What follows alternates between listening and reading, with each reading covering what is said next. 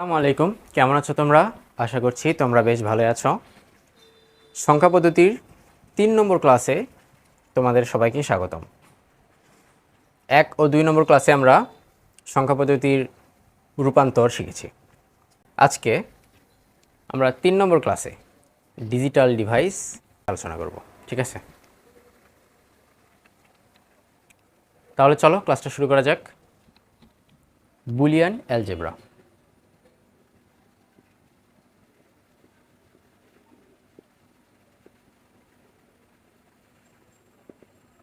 Boolean algebra কি বলতো? George বুল নামক একজন ইংরেজ গণিতবিদ, ঠিক আছে, 1847 সালে একটি গ্রন্থ প্রকাশ করছিল। তার নাম হচ্ছে the mathematical analysis of logic. কি নাম? The mathematical analysis of logic,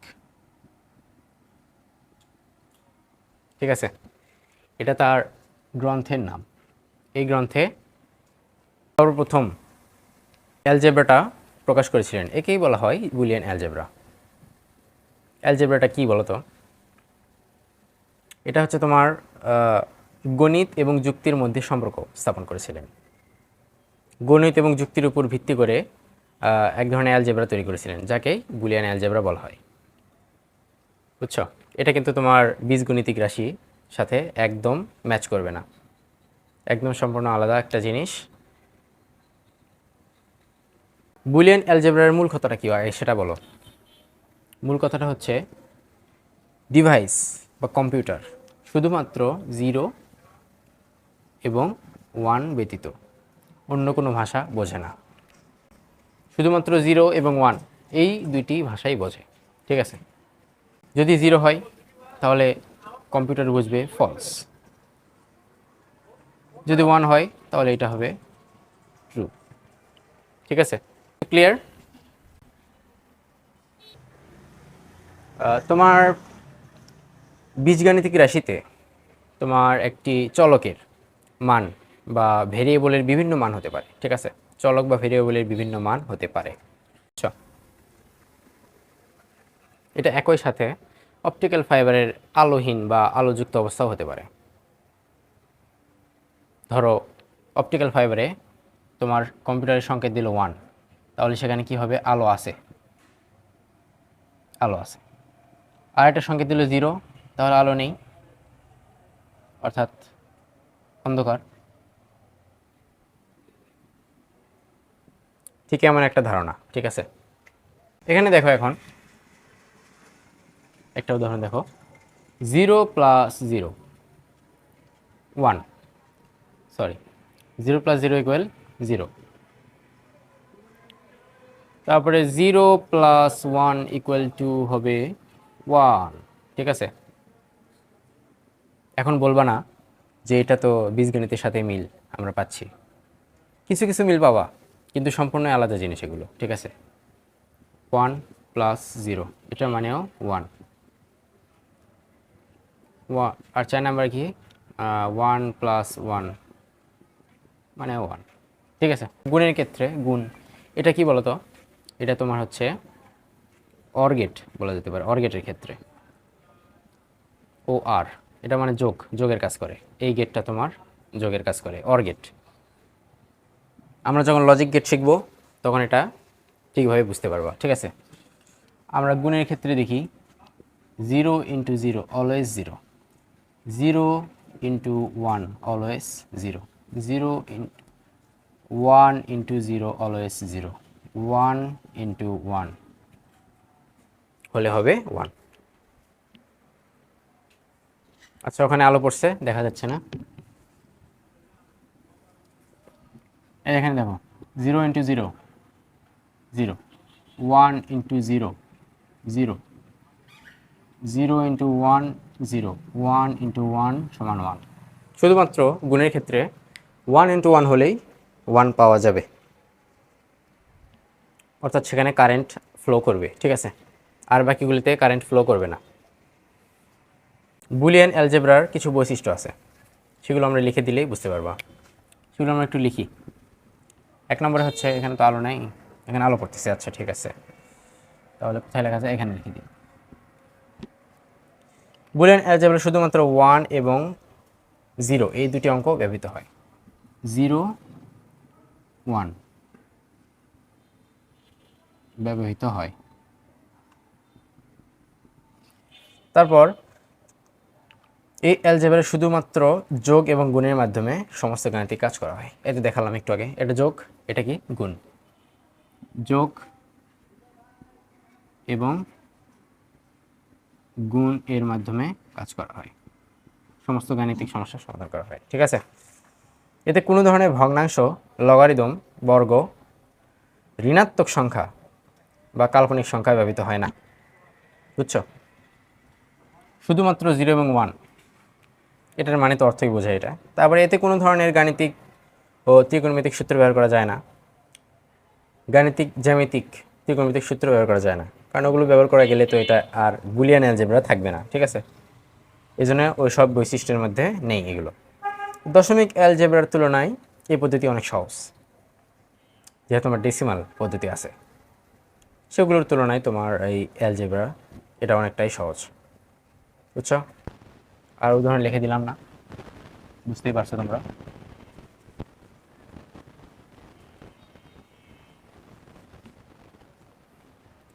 তাহলে আসো এবার আমরা বুলিয়ান উপপাদ্য জেনে নিই, ঠিক আছে।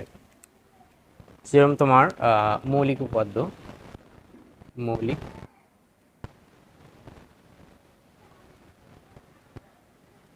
উপপাদ্য, ঠিক আছে।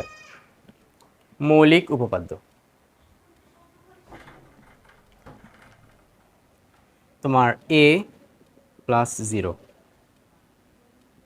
ইকুয়াল টু কত হবে, a। যোগের ক্ষেত্রে এটা তো বুঝতেই পারছো, a প্লাস 1 ইকুয়াল 1 অলওয়েজ, বুঝছো। a plus a equal to a, a plus a not equal কত হবে, 1, বুঝছো। গুণের ক্ষেত্রে কি হতে পারে, a into 0, a into 1, a into a, তারপরে a ইন্টু a নট। বলো এটা কি হবে, 0। এখানে কি আলো পড়ছে, দেখা যায়, আচ্ছা কোনো মতে দেখা যাচ্ছে, দেখা গেলে হলো। তাহলে এটা হবে a, এটা হবে a, আর এটা হবে 0। এগুলো মৌলিক উপপাদ্য, বুঝছো। যদি এর উপরে ডবল নট দেওয়া হয় তাহলে এটা a, বুঝছো। একটা নট দিলে সেটা ওটাই বুঝে, চেঞ্জ হবে না, নো চেঞ্জ। ক্লিয়ার এটুকু। আরও কিছু বিশেষ উপপাদ্য রয়েছে, বুলিয়ান সূত্র আছে, ঠিক আছে, সেগুলো দেখাই। বুলিয়ান সূত্র আছে যেমন a প্লাস এ, এটা তো দেখছই তাই না, a plus 0, a, a plus a not equal 1, sorry 1, a plus 1 এটার মানেও কিন্তু 1। এগুলো এমসিকিউতে আসতে পারে, তোমার সরলীকরণের ক্ষেত্রেও তোমরা সমাধান করতে পারো। b প্লাস a হবে, a প্লাস b সমান b প্লাস a হবে, ঠিক আছে। তারপরে a প্লাস b, এখানে বিটা আমি ব্র্যাকেটে দিলাম, ঠিক আছে, b প্লাস c। এটা তুমি কিভাবে সাজাবা, কিভাবে লিখতে পারো, a plus b plus c, এভাবেও লিখতে পারো। এগুলো হচ্ছে সূত্র। যদি a প্লাস b তার উপর পুরোটার উপর নট থাকে তখন কি করবা বলো, তখন তুমি পূরক করে দেবা, এই তো আলাদা করে, ঠিক আছে। পুরোটার উপর থাকলে a নট ইন্টু b, তারপরে a নট, ডবল নট থাকলে a, এটা তো দেখালাম একটু আগে। তারপরে a plus a into b, এটা থাকলে কি হয়, a হয়।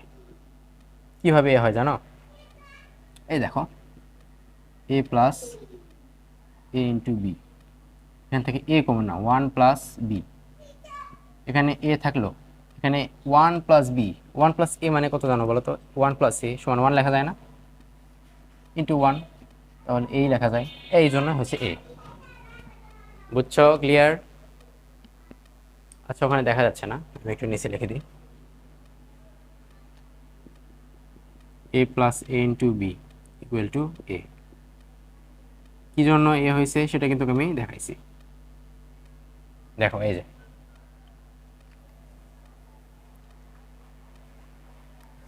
বুঝছো? A plus B into C, এটা তুমি কীভাবে লিখবে? A plus B into A plus C, এইভাবে লিখতে পারো, ঠিক আছে? তারপরে A plus A not into B, A plus A not into B, এটা তুমি A plus plus B, A into A not plus B, এটা কীভাবে লিখবা? এ বি, কারণ এখানে দেখো গুণ করো, প্লাস এ বি, তাহলে কী হয় বলো তো? 0 এ বি, বুঝছো? বোঝা গেল? ইজি তো? আচ্ছা, আশা করি বুঝছো। এগুলোই তোমার, বুঝছো, এই পাশে। এরপর আমরা যদি কিছু সরলীকরণ সমাধান করি, আমরা কি পারবো না বলো তো? অবশ্যই পারবো। তাহলে দেখি, আসো আমরা লজিক ফাংশন সমাধান করি। লজিক ফাংশন,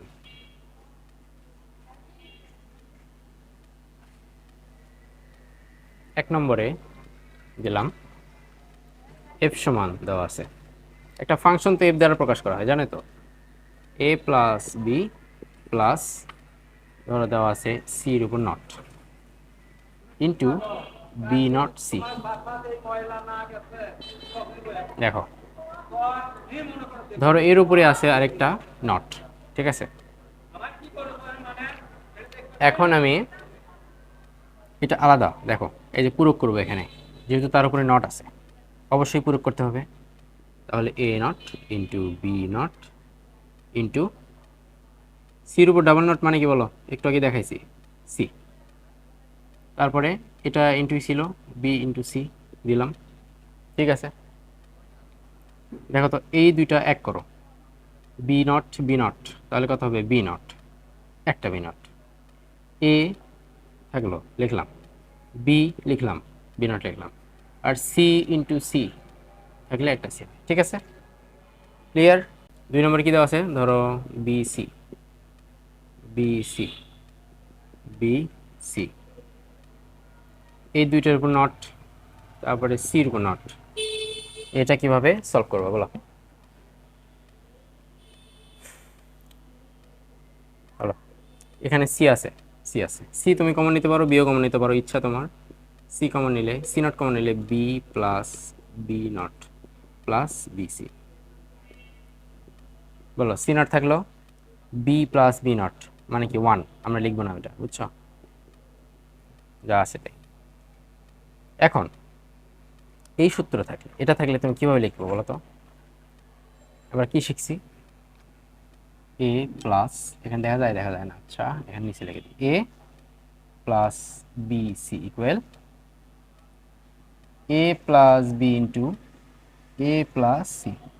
আমরা এটা লিখি না? চলো লিখি এটা তাহলে, equal to C not plus B into C not plus C. তাহলে নিচে লিখি C not plus B into 1, এই তো এটা 1, তাহলে অ্যান্সার কি দাঁড়ায়? সমাধান হচ্ছে সি নট প্লাস বি। বোঝা গেল? কিংবা বি প্লাস সি নট দিতে পারো, উল্টা। চলো আমরা একটু হার্ড সরলীকরণ সমাধান করি, ঠিক আছে? একটু হার্ড করি, সেটা হচ্ছে ছোট হাতের এফ দেওয়া আছে, ঠিক আছে? এক্স প্লাস, তুমি কিভাবে সলভ করবা? এই সরলীকরণটা একদম ইজি ভাবে করা যায়, বুঝছো? দেখো এটুকু আলাদা, আমরা এক্সটা আলাদা করব, ঠিক আছে? যদি আলাদা করা হয় কি হচ্ছে বলো, এক্স নট হচ্ছে, তাই তো, ইন্টু ওয়াই এর উপরে ডবল নট হচ্ছে, তাই না? আচ্ছা ডবল নট পরে দিই, পুরোটার উপরে নট থাকে, ঠিক আছে, into Z plus x not. এখন আমরা একটু আলাদা করব, ঠিক আছে, সহজে বোঝানোর জন্য পুরোটা রেখে দিছি। তাহলে X not into Y not, ঠিক আছে, ডবল নট দিব, এই একটা এই একটা ডবল নট, এখানে একটা আছে, ডবল নট হবে। এরপর প্লাস দিব, যেহেতু এটাও আলাদা করতেছি, এখানে প্লাস আছে, এখানে ইন্টু আছে, গুণ আছে, সেহেতু এটা এমনটা হবে, ঠিক আছে, জেড প্লাস এক্স পুরোটার উপর আছে, এখানে একটা আছে, হ্যাঁ এবার ঠিক আছে, বুঝছো? তারপর এখন কি করব বলো, এখন কি করা যায়, এটা আলাদা করব। এখন আমরা এটা আলাদা করি, এক্স যা আছে তাই, দেখো এখানে জেড ইন্টু এক্স, বুঝছো? এখানে ব্র্যাকেট ছিল, ব্র্যাকেট দিলাম, ঠিক আছে, আরেকটা ব্র্যাকেট ছিল এখানে, আচ্ছা এবার ঠিক আছে, হ্যাঁ। তাহলে X not into Y plus Z into X, বুঝলা? এবার কি করা যায়, এক্স দ্বারা গুণ করি, তাহলে কি হয়, এক্স নট ওয়াই, তারপরে এক্স, যেহেতু উভয় পক্ষে গুণ করতেছি, ঠিক আছে, x not into z nought into x. দেখো তো এখানে এক্স আছে, এখানে এক্স নট আছে, যদি ইন্টু করা হয় তাহলে জিরো হয়ে যায় না বলো তো? তাহলে তো শেষ, এখানেই এটা তো জিরো, এখানে হবে এক্স ইন্টু ওয়াই, শেষ।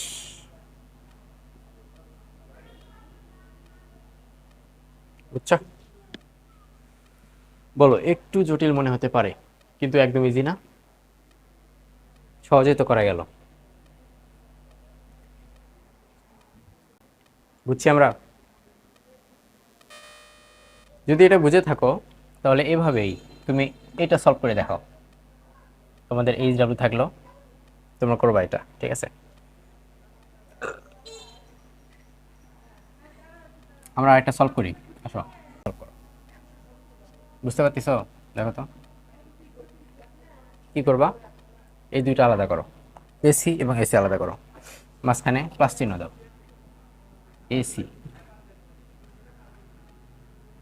প্লাস এ সি, বোঝা গেল? দেখো ডাবল নট আছে, ডাবল নট থাকলে আমরা কি লিখতে পারি, বুঝছো? তারপরে এ সি, ডাবল নট আছে, এটা অ্যান্সার, কমন আর কিছুই নাই, কারণ এখানে এ নট আছে, এখানে সি নট আছে, এখানে এ সি আছে, তাই এটাই অ্যান্সার, ইজি, সবচাইতে ইজি ছিল এটা, তাই না? আচ্ছা পরের ফাংশন সমাধান করার আগে তোমাদের ডি মর্গানের সূত্রের কিছু ধারণা দিই। ডি মর্গান, ডি মর্গানের সূত্র একটু আমরা আলোচনা করি। দেখো এক নম্বরে আছে দুইটাই সূত্র ডি মর্গানের, এ প্লাস বি, নট থাকলে কি হবে, আলাদা করে A not into B not, এটা আগে মনে হয় দেখাইছি, তোমরা কয়েকটা সরলীকরণ কিন্তু সমাধান করে ফেলছো এই সূত্র ধারণা ছাড়াই, ঠিক আছে?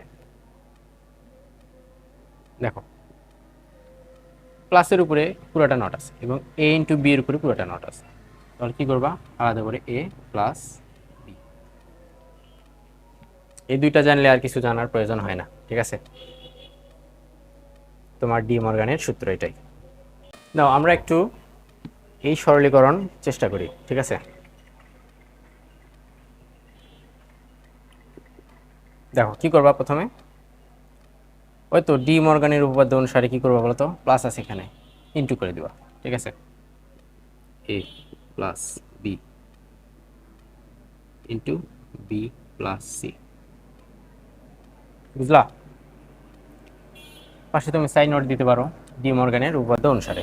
ডাবল নট থাকলে কি হয়, A plus B into B plus C.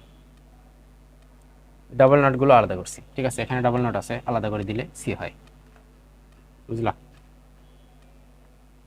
তারপর কি হতে পারে, ইন্টু আছে, এটা ডি মর্গানের উপপাদ্য অনুসারে করতে পারো, ঠিক আছে। দেখো এখানে B C, B not C হবে, ঠিক আছে। এখানে অ্যাপ্লাই করলে একটু সুবিধা হয় করতে, তাহলে এখানে ইন্টু আছে, এখানেও ইন্টু আছে। এবার কি করবা, গুণ করে দাও, A B C plus B B C. দেখো তো এখানে বি ইন্টু বি নট আছে, তার মানে কি জিরো না, বলো। এ ইন্টু এ নট মানে কি জানি আমরা, এটা থাকলে আমরা কি জানি, জিরো লিখি না, তাহলে এখানেও জিরো, তাহলে এ বি সি, এ বি সি, বুঝছো, ক্লিয়ার। এটা একটু করে তো দেখি পারো কিনা। এফ সমান, এখানেও সেম কাজই করব, এই মাঝখানে যোগ চিহ্ন আছে, এখানে বুলিয়ান ডি মর্গানের সূত্র অ্যাপ্লাই করব, A plus B double not into A B, বোঝা গেল। তারপর কি করবো বলো, ডাবল নট মানে কিছুই নাই, এ plus B into A B. এখানে কোন সূত্রটা অ্যাপ্লাই হবে বলো, দেখো এখানে কিন্তু ডি মর্গানের সূত্র অ্যাপ্লাই হয়েছে, ঠিক আছে। তাহলে এখানে এখন গুণ করবা, A into A not plus A into B not plus A not B B not B, ঠিক আছে। এখানে শূন্য, এখানে A into B not plus A not B plus শূন্য, ওকে। এখানেও শূন্য, তাহলে এখানে হচ্ছে A B not plus A B A not B, ঠিক আছে। এটা কি লিখতে পারো,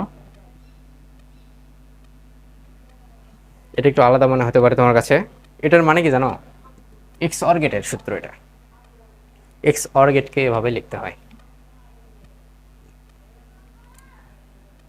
যেমন ধরো এখানে এ নট বি আছে, তারপরে এ বি নট আছে, একটার উপর এ আর একটা বি, এটা থাকলে হবে এ বি, ঠিক আছে।